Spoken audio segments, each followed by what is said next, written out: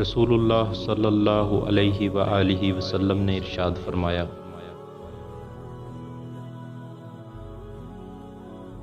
اگر تم کو ٹکڑے ٹکڑے کر دیا جائے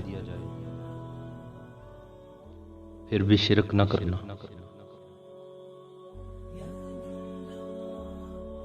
دوستو، نماز کا چھوڑنا بھی شرک ہے، کیونکہ ہم اپنے نفس کا کہا مانتے ہیں۔